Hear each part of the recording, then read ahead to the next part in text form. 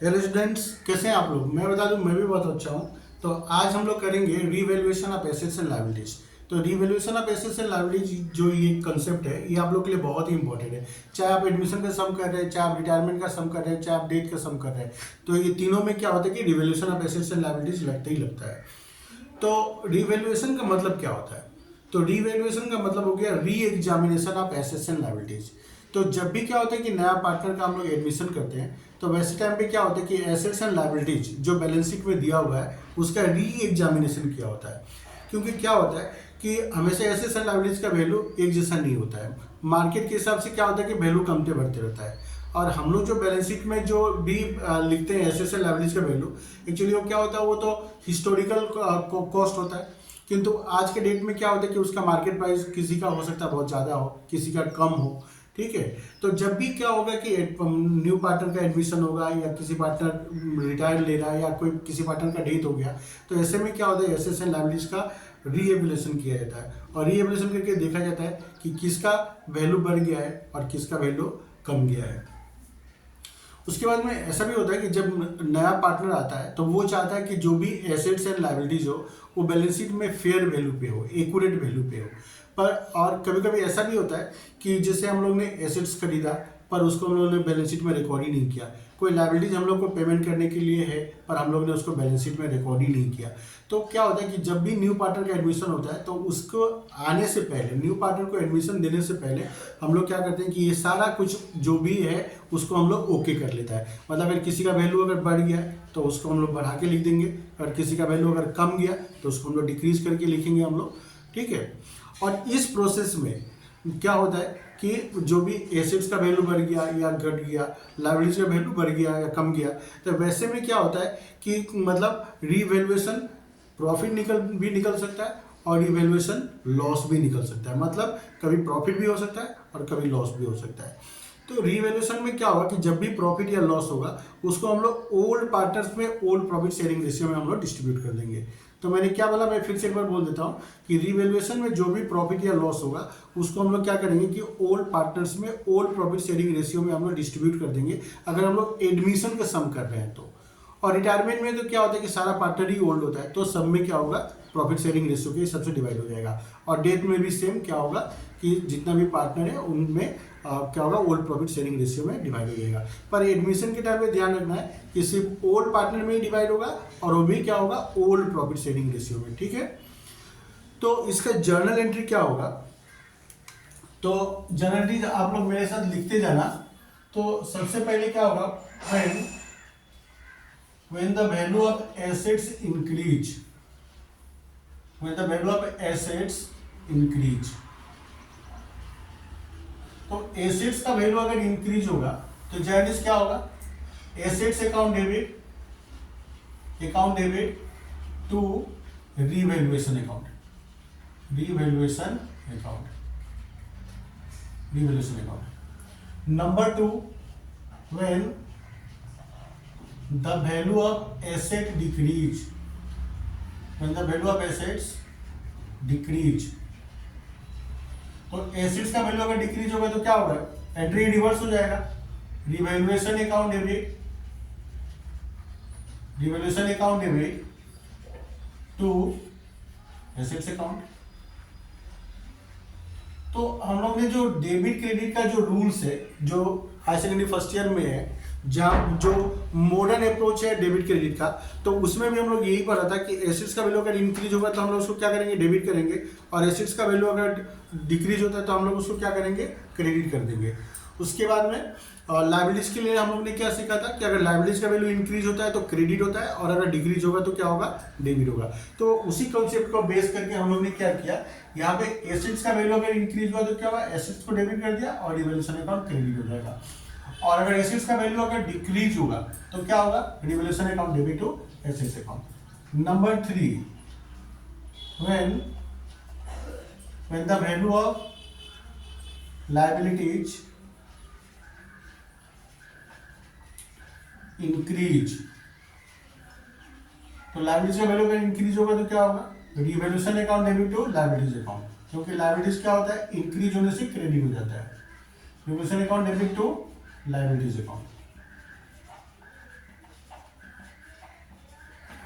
और number 4, when the value of liabilities decrease. तो decrease होगा तो क्या होगा, रिवर्स हो जाएगा एंट्री, लायबिलिटीज को हम लोग डेबिट कर देंगे,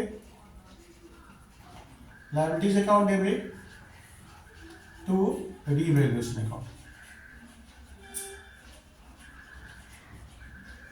रिवैल्यूएशन अकाउंट। तो रिवैल्यूएशन अकाउंट, और मैं एक बात बताता हूँ कि रिवैल्यूएशन अकाउंट क्या होता है। Revaluation account by nature nominal account होता है। तो जब भी क्या होगा कि प्रॉफिट होगा तो क्या होगा, रिवैल्यूएशन अकाउंट क्रेडिट होगा, और अगर लॉस या एक्सपेंसेस हुआ तो क्या होगा, रिवैल्यूएशन अकाउंट डेबिट होगा। मतलब रिवैल्यूएशन अकाउंट क्या है, नॉमिनल अकाउंट। तो नॉमिनल अकाउंट का रूल क्या है, debit all losses and expenses and credit all incomes and gains. तो जब भी हम लोग को प्रॉफिट होगा तो रिवैल्यूएशन को हम लोग क्रेडिट करेंगे, और अगर लॉस हो रहा है तो रिवैल्यूएशन को हम लोग डेबिट करेंगे। तो हम लोग ऐसे भी जर्नल एंट्री को याद रख सकता है। जिससे यहाँ पे अभी क्या होगा कि फर्स्ट एंट्री को ही आप लोग देखो, जिससे क्या होगा कि एसेट्स का वैल्यू अगर इंक्रीज हुआ, तो एसेट्स का वैल्यू अगर इंक्रीज होता है तो हम लोग के लिए तो प्रॉफिट है। तो क्या होगा, आप लोग एसेट्स को डेबिट किया, रिवैल्यूएशन को क्रेडिट कर दिया।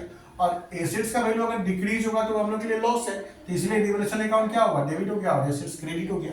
तो चाहे तो हम लोग इस टेक्निक से भी हम लोग जर्नल एंट्री को याद रख सकता है। मैंने हम लोग को सीधा सा बात है कि मतलब रटना नहीं है, समझना है, क्योंकि अगर रटेंगे तो जाके आगे में हम लोग फंस जाएंगे। तो इसीलिए हम लोग को जर्नल एंट्रीज को समझ लेना है। समझ लेने से क्या होगा, फिर हम लोग भूलेंगे नहीं।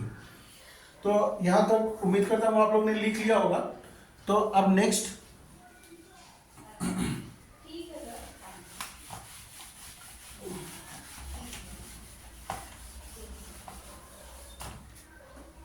नंबर 5, when unrecorded assets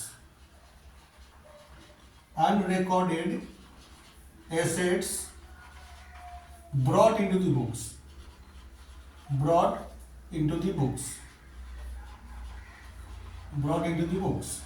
तो कभी कभी क्या होता है कि एसेट्स अनरिकॉर्डेड होता है, जो बैलेंस शीट में लिखा हुआ नहीं रहता है, तो हम लोग उसको बुक में लेके आते हैं। तो एसेट जर्नलिस्ट क्या होगा, सेम वही assets account debit to revaluation account, क्योंकि एसेट्स का वैल्यू क्या हो रहा है, इंक्रीज हो रहा है।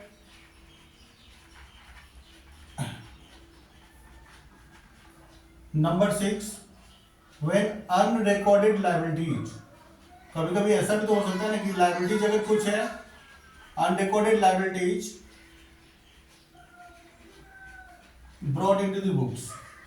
कोई लायबिलिटीज हम लोग को पे करने के लिए है पर हम लोग ने बुक में रिकॉर्ड नहीं किया है, तो उसको भी हम लोग क्या करेंगे, रिकॉर्ड करेंगे। तो लायबिलिटीज को अगर बुक में रिकॉर्ड करने का मतलब है कि हम लोग लायबिलिटीज को इंक्रीज कर रहा है। तो लायबिलिटीज इंक्रीज होगा तो क्या होगा, revaluation account debit to liabilities account. Liabilities जब भी इंक्रीज होता है तो क्या होता है, क्रेडिट हो जाता है टू लायबिलिटीज अकाउंट।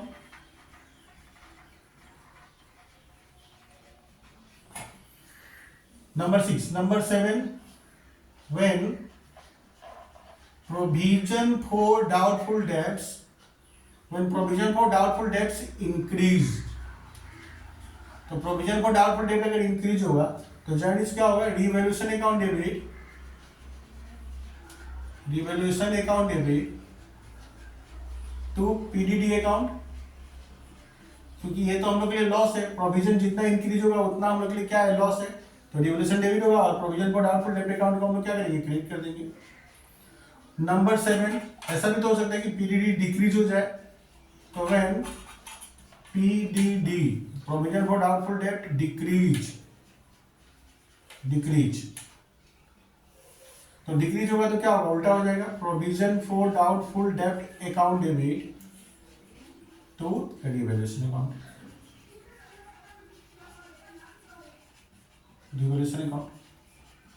ठीक है। तो ये जनरली क्या होता है कि जर्नल एंट्री हम लोग को करना पड़ता है revaluation of assets and liabilities का। तो अभी हम लोग ने यहाँ पे एसेट्स एंड लायबिलिटीज का रिवैल्यूएशन किया। तो रिवैल्यूएशन करने पे क्या होता है कि कभी हम लोग का प्रॉफिट निकल के आता है, कभी लॉस निकल के आता है। तो जो भी प्रॉफिट लॉस होगा उसको हम लोग क्या करेंगे, ओल्ड पार्टनर में ओल्ड प्रॉफिट शेयरिंग रेशियो में हम लोग डिस्ट्रीब्यूट कर देंगे। तो प्रॉफिट होगा तो जर्नलिस्ट क्या होगा, number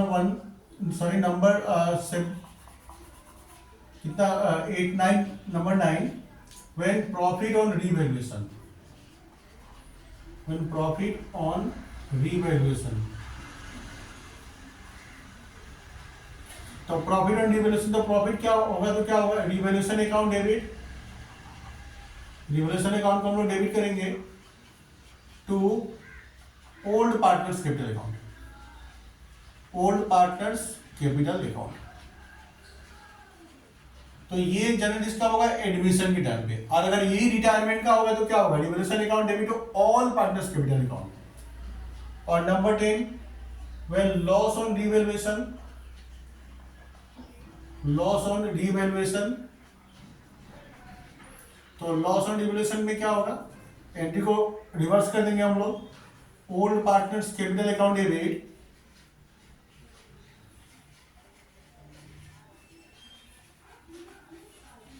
two revaluation account, revaluation account. और जो भी प्रॉफिट लॉस होगा ओल्ड पार्टनर्स में ओल्ड प्रॉफिट शेयरिंग रेशियो में डिवाइड कर देंगे। ठीक है, तो आज तक मेरा हेड राइटिंग इतना अच्छा नहीं है क्योंकि थोड़ा मैं जल्दी में हूँ, और ये रिवैल्यूएशन का ऐसे जर्नलिस्ट के लिए मेरे पास बहुत सारा डिमांड आ रहा था कि सर इसके ऊपर में आप वीडियो बनाइए, इसके ऊपर में वीडियो बनाइए, तो मैंने इसके लिए वीडियो बनाया। तो उम्मीद करता हूँ ये वीडियो आप लोग को बहुत हेल्प करेगा। और आप अगर मेरे चैनल पर नए हैं तो मेरे चैनल को जरूर सब्सक्राइब करें, क्योंकि इस तरह का मैं वीडियो लेके आते रहता हूँ जो आपका एजुकेशन से रिलेटेड है। और मेरे चैनल पे आपको सारा, चाहे अकाउंट्स हो, इनकम टैक्स हो, cost management accounting, even statistics का भी क्लासेस आपको मेरे चैनल पे मिलेगा। तो जरूर से जरूर मेरे चैनल को आप सब्सक्राइब करें। ठीक है, तब तक मिलते हैं हम लोग नेक्स्ट वीडियो में। Bye bye.